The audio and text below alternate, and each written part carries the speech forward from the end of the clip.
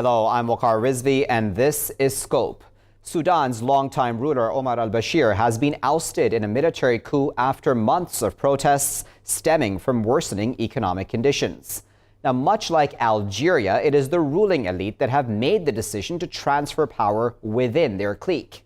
And just like Algerians, Sudanese are not accepting the status quo of the old guard, demanding a civilian transitional government. The lessons of what occurred in Egypt since the fall of Mubarak also overshadows these countries. Let's now very quickly review the Arab Spring and its track record so far. Let's start from Tunisia, where Zain al-Abidine Ben Ali was overthrown there, as we know, and is now in exile. He had been ruling from 1987 to 2011. Let's move on now to Yemen, where Ali Abdullah Saleh ruled that country from 1978 and was killed somewhere in these last few years. Then we move on to Libya, where Muammar Gaddafi ruled since 1969. He too was killed when the revolution there occurred, as well as the external intervention in that country. Then we have Hosni Mubarak of Egypt, who was deposed, and we know, of course, how that has worked out vis-a-vis the army takeover once again and the what's been called counter-revolution in that country. Then just recently we had Abdulaziz Bouteflika, who stepped down in Algeria, and he has been deposed, of course, but has been replaced essentially within his own ruling elite. And then now we have Omar al-Bashir of Sudan, who has also now been deposed, essentially removed from power, seemingly at least, by the military and by the defense minister of that country.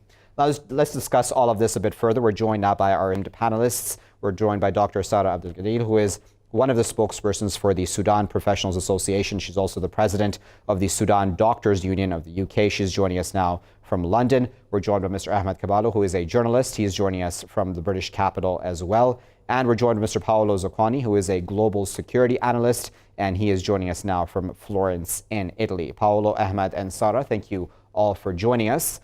Sara, if I may, I'd like to start with you. What do you make of what has happened over the past 24 plus hours? Now the military is essentially in control. How do you feel about that? Thank you very much for the invitation. What happened in the last 24 to 48 hours is a coup.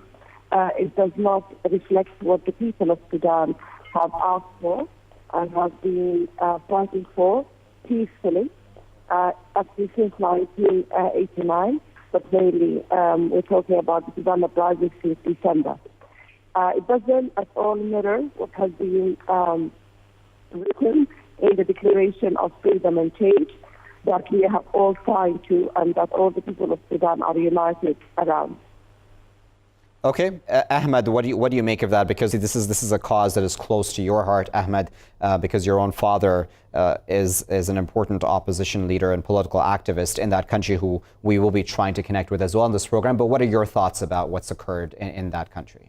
Well, what Omar Bashir managed to do over 30 years was to turn Sudan from being a country with a military to being a military with a country. So it was always going to be part of that struggle to untangle the military apparatus that's held on to power of the country. Now, the military is there to defend the people from foreign threats. It's not there to defend the regime from the people. And essentially, that's what it's done. So Awad Imran Uff is basically part of that whole system. He was a vice president as recently as February. So many people think it's two sides of the same backside, two cheeks of the same backside, two sides of the same coin. This is just a cosmetic change to give the illusion of change while maintaining the same system. Okay, so Paolo, what are your thoughts, looking from the outside in, about what has occurred in Sudan? And if I may, for a moment, extend it to Algeria as well. Do you think that these countries will move on from their ruling elite to new leaders? Well, I think Algeria might be, but at the moment in Sudan, I'm not sure that deal will happen anytime soon. I mean, I do hope so, but it looks like the military are taking control over the political institutions. So we may expect Sudan to be to have some sort of change in the political framework, but not as people expect. So events are still taking place. So I think we should wait for more time to see exactly what will happen in the next few days and few weeks. But in Sudan, at the moment, I'm not sure that this will take place. Probably in Algeria, yes, because the situation is different. There is no coup d'etat in Algeria, but protests force the president to resign. So probably there will be elections and maybe something will change. Let me move on to Ahmed for a moment as we try to fix Sara's line. Ahmed, tell us, what do you see happening on the horizon at this point? Obviously, one of the good first moves was that political opposition leaders and political activists were announced that they were going to be released and have been released, as we've understood with your father's case as well, and others, I believe. That's certainly a positive sign, isn't it? Are we all then being too negative, possibly, about what the situation will be, even under a military council ruling the country? Now, you mentioned my father. My father was released yesterday. And in fact, you might be speaking to him before I even speak to him, because I haven't spoken to him on the phone yet. But obviously, we're very happy as a family that my father and my cousin was released.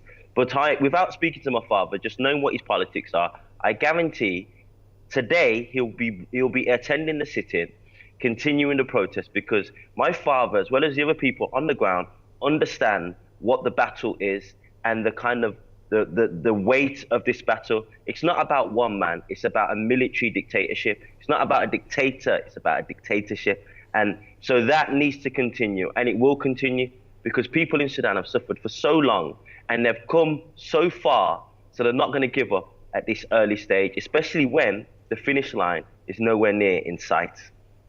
Okay, so Paolo, what I'm wondering is, look at that region of North Africa and just Africa in general and the Middle East. Why do you think we have seen all these revolutions, all these uprisings taking place, with now the Sudan being the most recent case, especially within North Africa region, Africa itself, with Algeria just recent and now Sudan?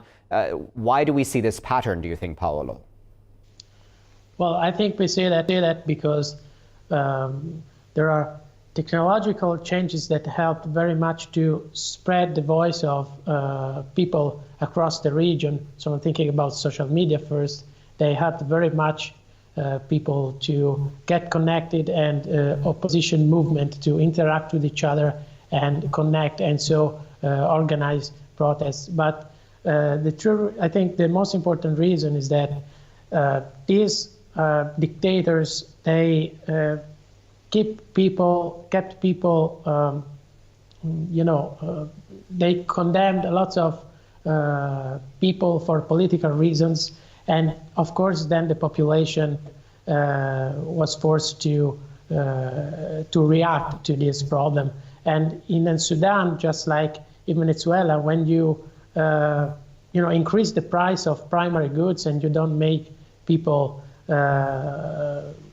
you don't get access to primary goods to the population, of course you will suffer a revolution, because people need to survive. But then there is another political reason. I think it's important, because all of these dictators, they used violence in their own countries, especially in Sudan, rather than in Algeria. But I think this is, of course, one of the most important elements to take into consideration. Imprisoning and arresting people just for political reasons force the opposition to protest. And now that people don't have access to primary goods, the political movements have access or have the support of more local population to. Okay. Okay, that's a very good point you made. Ahmed, I wonder what your thoughts are on that. The politics versus the economic realities on the ground. Because many would ask, Ahmed, as I did to Paolo as well, looking at the pattern, one wonders why now, right? Why allow Omar al-Bashir to remain in power for these 30-odd years to begin with? Why didn't we see this uprising a lot earlier? Well, they say that hope can be someone's downfall. So the Sudanese people were very hopeful when they heard that the sanctions were being lifted. They felt that a lot of the mistakes and the economic policies that the regime were making, they blamed on the sanctions. So when the sanctions were lifted, people felt, okay, here comes a new day. We can start to live our lives with dignity. They thought, oh, hold on, this isn't what we kind of signed up for. And then when the IMF recommendations suggested that they strip away the food subsidies and the price of bread tripled in one day, they felt, okay, what's this hope led us to? We somewhat believed the regime when they blamed the economic mismanagement and the economic policies on external factors. But now these ain't because of external factors. This is because of the regime and their policies. And therefore, we need a Sudanese government that's going to work within the interest of us. Now, Sudan has now found loads of oil, loads of gold in the north of the country. But what's happened to that gold? We don't export any gold, yet the black market is actually thriving in gold. And that kind of shows the level of corruption that this regime has presided over. Now, I just want to say one thing in disagreement to Paolo. I think the Venezuela the Venezuela comparison, Nicolas Maduro was elected into power and then elected again. So I just worry when people make these kind of lazy comparisons with other countries, because Sudan is a military dictatorship, and it actually does a discredit to what has happened in Venezuela to make that comparison. Okay, I will allow Paolo to respond to that. We're just going to a very short break, though, viewers. Stay with us. We will be back with more of a discussion on what's occurring there in Sudan.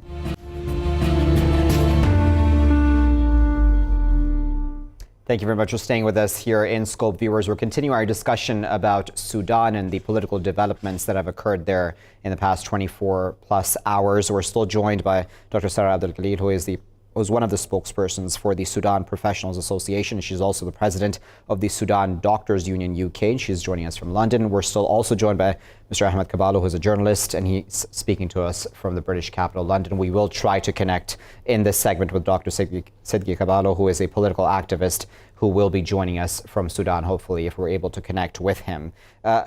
Sara, if I may, I'd like to pick up with you in this segment from the beginning and ask you, going forward then, what exactly do protesters want to happen in the coming days? Because I imagine that for Sudanese as well, the examples of other countries that have had these sorts of uprisings and revolutions, those are important examples as well, aren't they?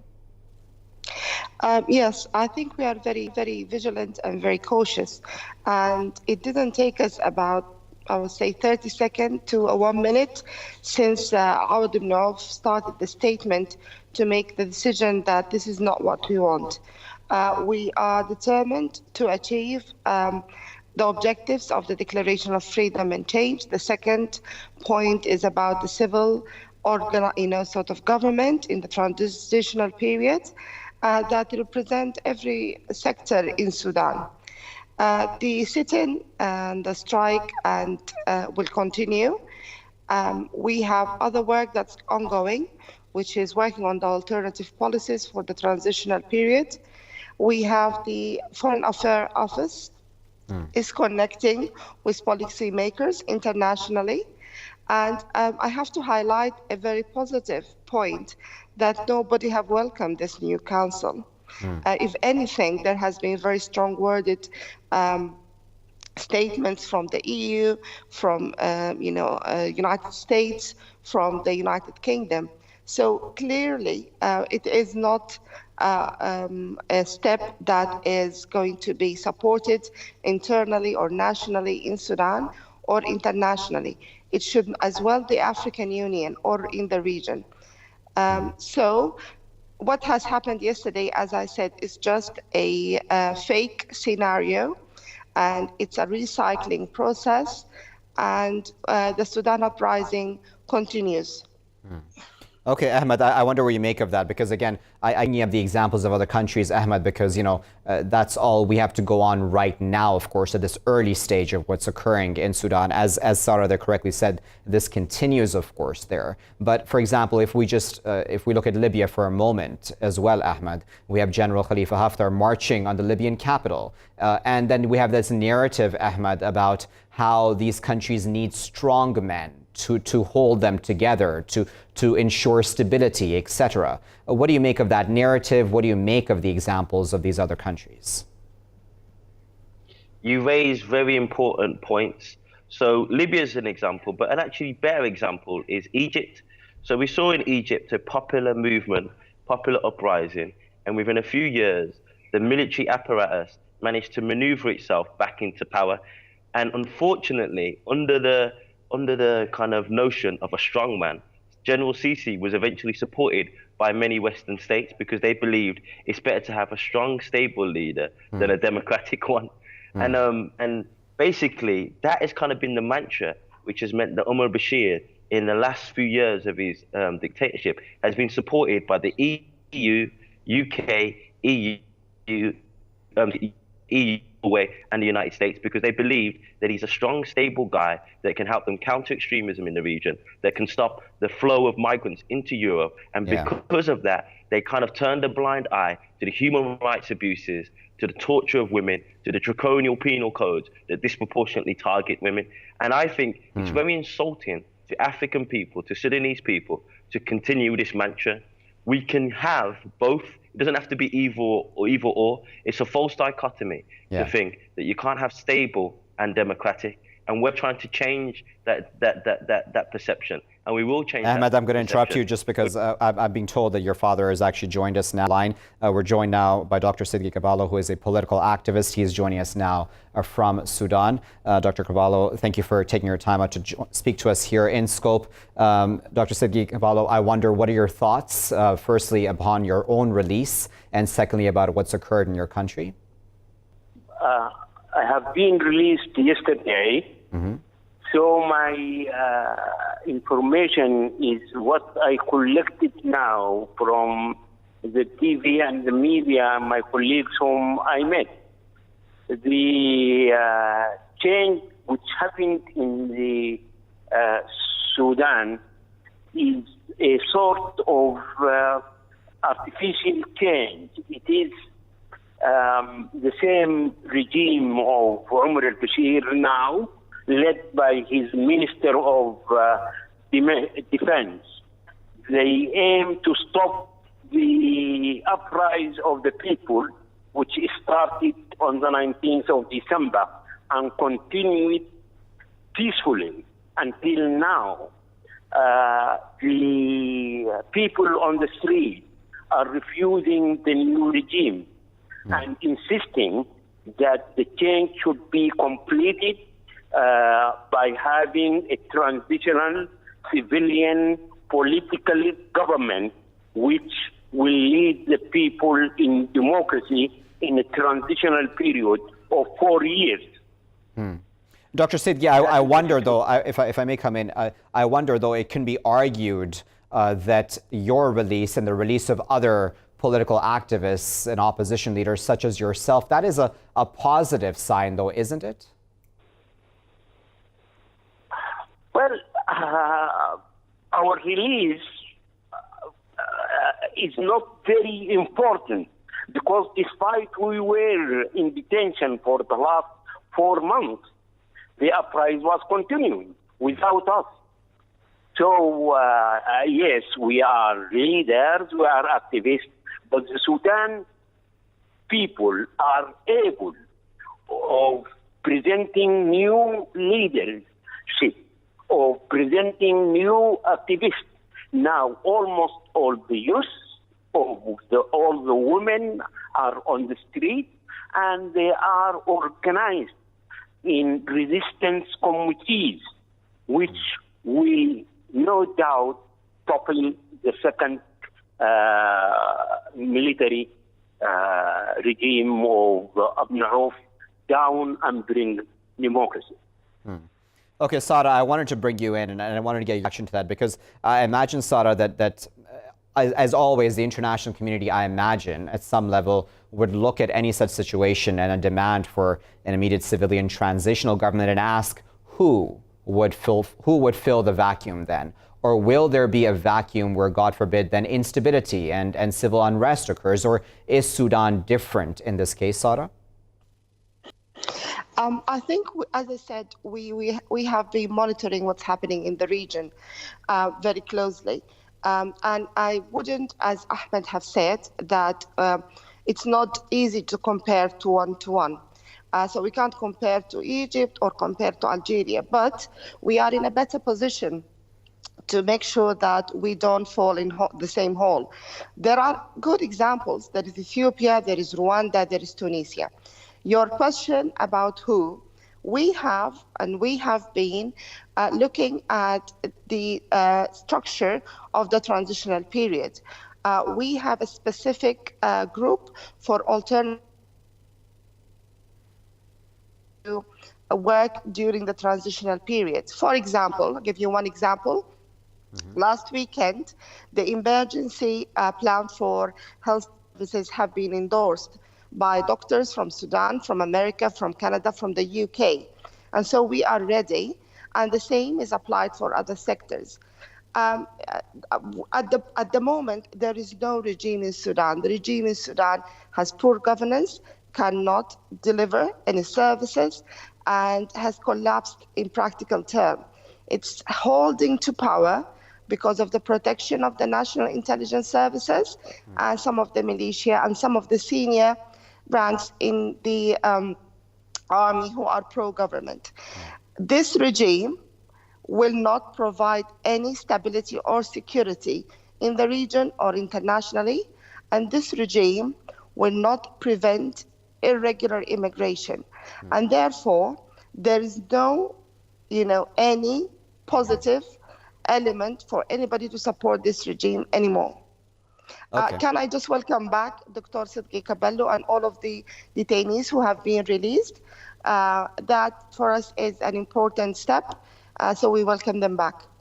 Sure. Ahmed, I wanted to bring you back in, Ahmed, and I know you'll want to speak to your course after this, I'm sure, recording is over. But Ahmed, I'm wondering, your mention of gold and other such factors, just brought up this question in my mind, Ahmed, that certainly, as Sara there also mentioned, irregular migration, etc. There's a lot of, and I'm looking at the international community's point of view, of course, Ahmed, on this from the outside in. Do you think that external pressures, external interference will now start occurring in Sudan, and how important a role will that play in the coming days, months, years?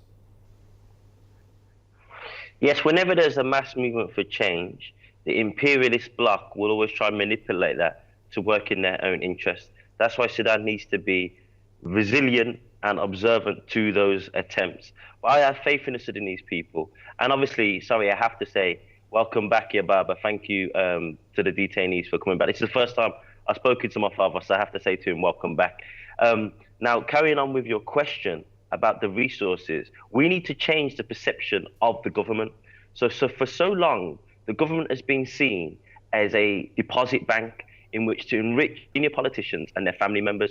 We need to change that so that people see the government as something to enrich the collective. And I think the only way that can happen is if we have a civilian government, the young, the women, some of the old, some people like my father, of course, to make that transition happen so that we can build a new kind of DNA for Sudan, a new mentality, because we've had this is a problem of Umar Bashir's dictatorship. We've had many dictatorships. So this is a problem that predates Umar Bashir, and that's why we need a whole new level of consciousness to develop. Let me put the question then to you then, Sara. Do you think that the international community can play a positive role? For example, where you're sitting in the UK, do you think that these countries should be involved at this point? First of all, let me stress that the change will come from the people in Sudan, inside Sudan. What we are asking for is first of all, from the international community to be very vigilant and to be watching, because we don't want any violence, we don't want further casualty, and we had enough so far. We are worried from Awad ibn Auf and this new council that they will restart violence and violation, because they are well known for that. In regards to what we are expecting from the international community, we would like them to support our call for a civilian-based government during the transitional period, and to support that people of Sudan will continue on their Sudan uprising. At the moment, we cannot go backward. We are going to move forward, and that's the only option that we have. So we will continue, and we need the support of the international community and international media to reflect what the people of Sudan would like to happen. Very well. We'll leave there as our final word, but of course we appreciate all of your times, your insight and analysis. We've been able to give a bit of a context to what's occurring there on the ground in Sudan. That was Dr. Sara Abdelgalil, president of the Sudan Doctors Union UK. She was speaking to us from London. She's also one of the spokespersons for the Sudan Professionals Association.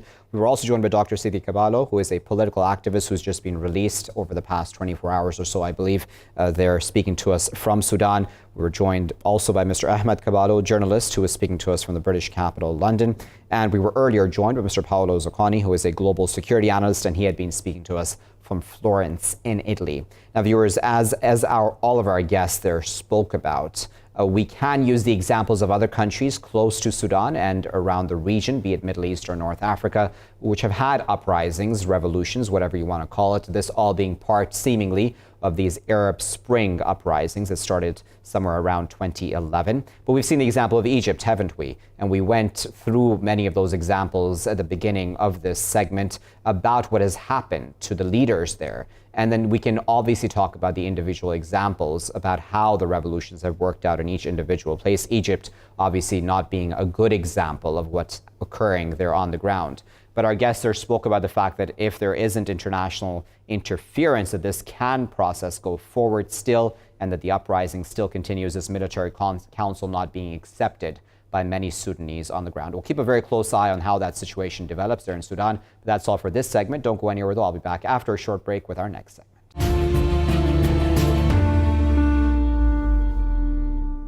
Viewers, thank you for staying with us here in Scope. The co-founder of WikiLeaks, Julian Assange, has been arrested at the Ecuadorian embassy in London. Ecuador has accused him and WikiLeaks of meddling in its internal affairs in part. WikiLeaks, meanwhile, has said that Ecuador's decision to withdraw Assange's asylum request was against international law. WikiLeaks' release of classified videos and documents that have publicized, for example, U.S. killing of civilians in Iraq and Afghanistan, as well as U.S. embassy cables. Now, for many, the cases against Assange as a journalist are a fight for transparency, accountability, and media freedoms. To discuss all of that a bit further, we're joined now by Dr. Patrick F. Walsh, who is a professor of international security. He's joining us now from Sydney via Skype. We're also joined by Ms. Anna Myers, who is executive director of the Whistleblowing International Network, and she is joining us now from Glasgow in Scotland. Anna and Patrick, thank you both for joining us. And I'd like to start with you, if I may. How did you react to Assange's arrest? Well, I think it's sort of a not surprise shock. I think that there was a lot of news that this might be happening. It's been a stalemate and a standoff now for 7 years, really, about what would happen. So I think everyone in the community was shocked. It always is shocking when something actually comes to pass, but there's a genuine sense that it probably isn't a surprise.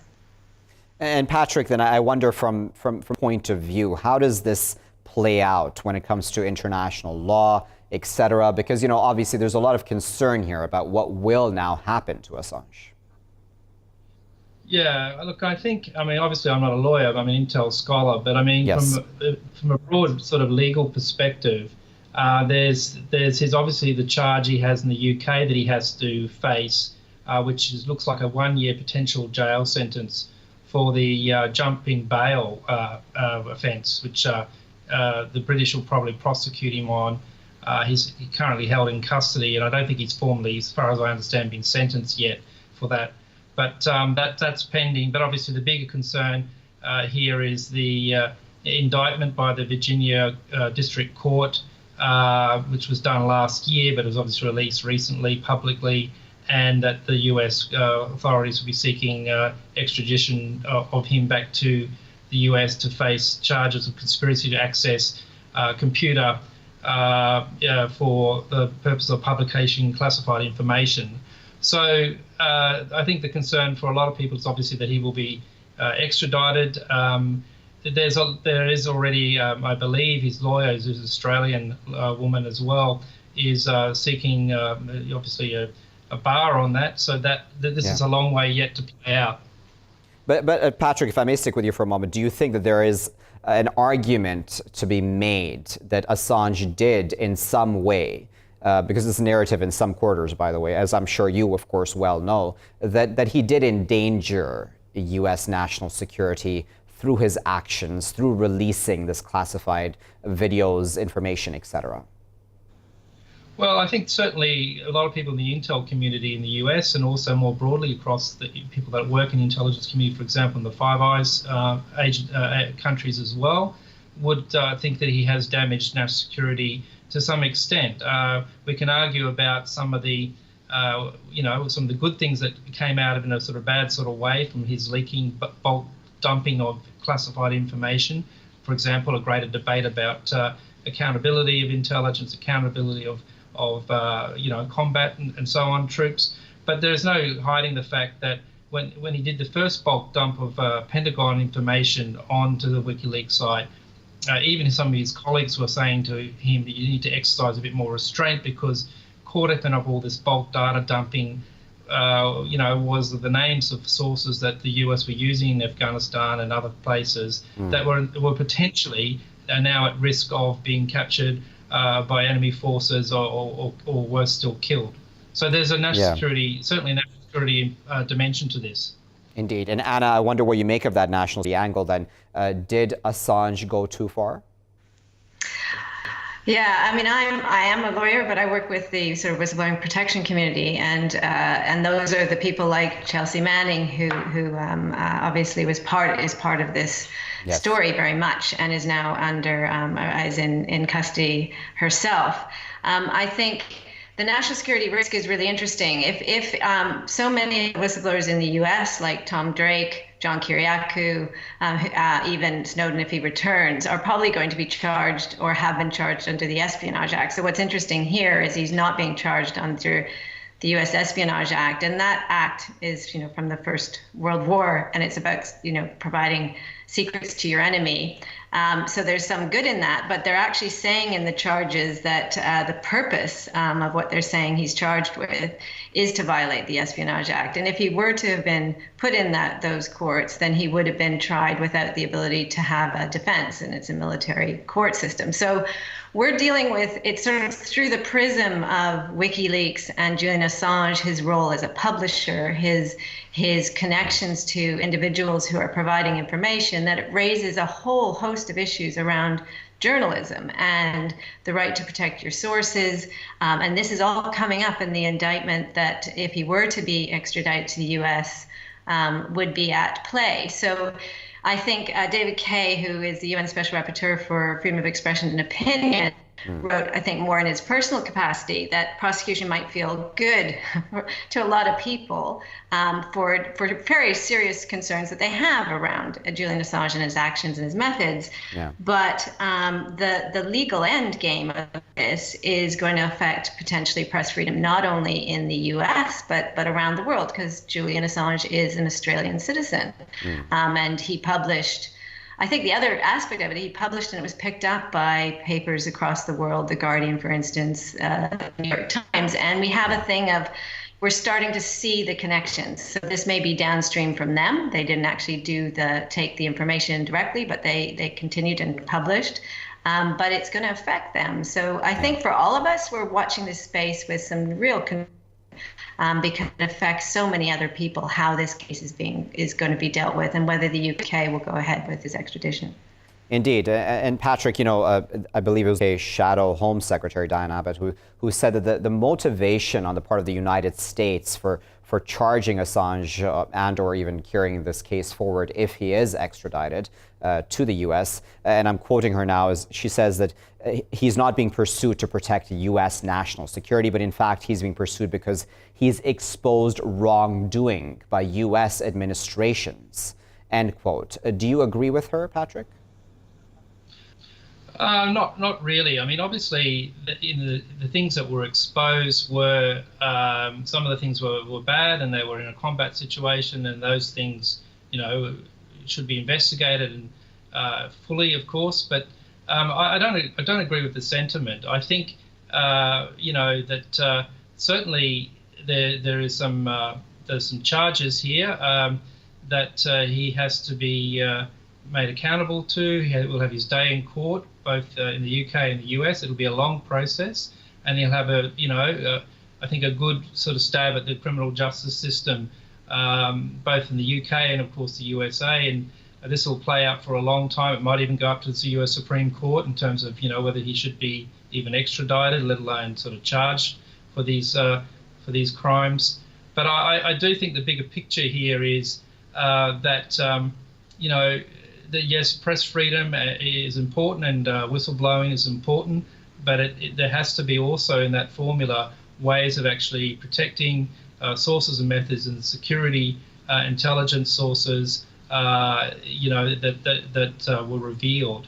And I don't see him in the same vein as someone like Daniel Ellsberg from the Pentagon Papers, for example, or even other more recent whistleblowers. I don't see him in that sort of heroic vein as I see some other people that sort of more risk managed what they were doing, and when they spoke out, they did it in a considered way and sort of looked at all the ramifications where damage might occur. But I think in the Assange case, even the Guardian has said, we don't approve how he just sort of uploaded this information without actually looking at it. But I mean, even a good journalist would look at this in a critical way and say, well, what can be redacted here? What should be redacted here?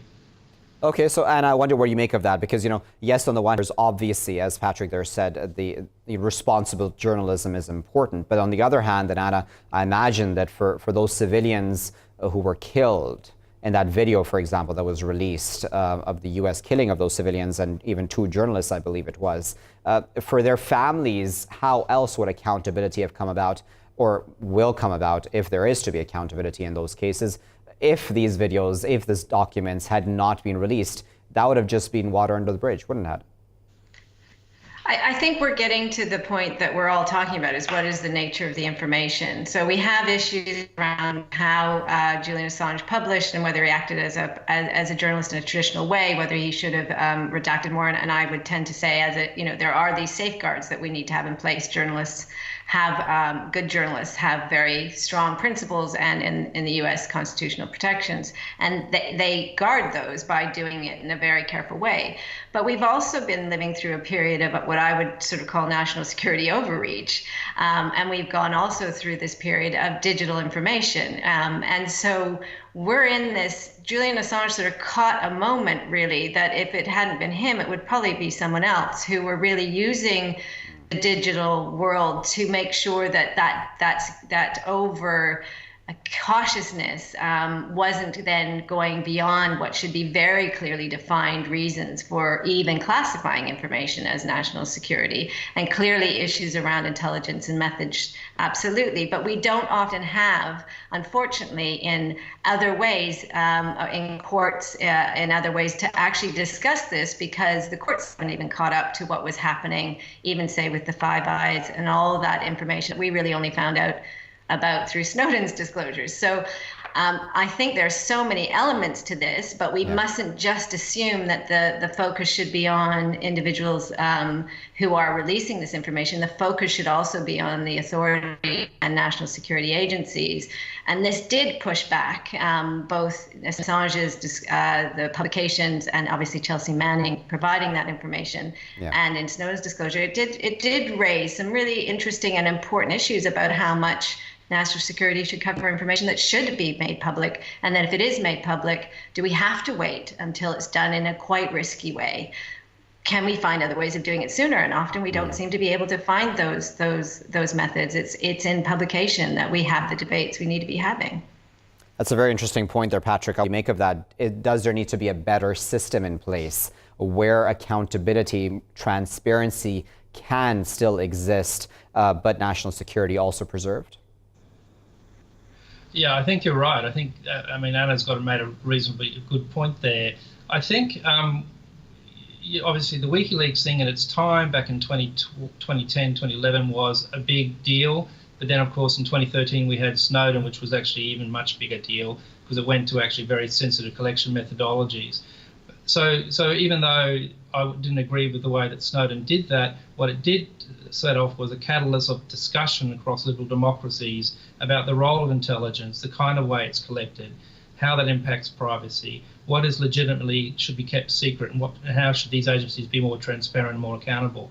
And I think that debate is going on in the intelligence community is a much more sophisticated way, even since Snowden. And you know, I was in Canada just a week ago, and I was talking to all their new parliamentary oversight people. I was talking to all their oversight agencies, and there's a lot more focus on making sure that not only are they doing the right thing, but they're seen to be doing the right thing as much as possible, and bringing in the public to hearings, to be participating in the accountability process. There's a long way to go. But there's also a real desire I think by 99.9% of people that work in intelligence agencies to not actually act lawfully, but sort of ethically. But otherwise, you don't bring people with you. You don't bring the taxpayer with you, and you start to lack legitimacy, and people distrust you and what you're trying to do. So you need to take people with you, and that's really, really important. And I see that trend in the intelligence communities. They're much more serious about this stuff. How do you fix it in the longer term, though, is a work in progress. Very well. We'll leave there as our final word, but appreciate both of your times, your insight and analysis. That was Dr. Patrick F. Walsh, Professor of International Security. He's an Associate Professor of Intelligence and Security Studies at the Australian Graduate School of Policing and Security at Charles Sturt University. He was speaking to us there from Sydney via Skype. We were also joined via Skype from Glasgow in Scotland by Ms. Anna Myers, who is the Executive Director of the Whistleblowing International Network.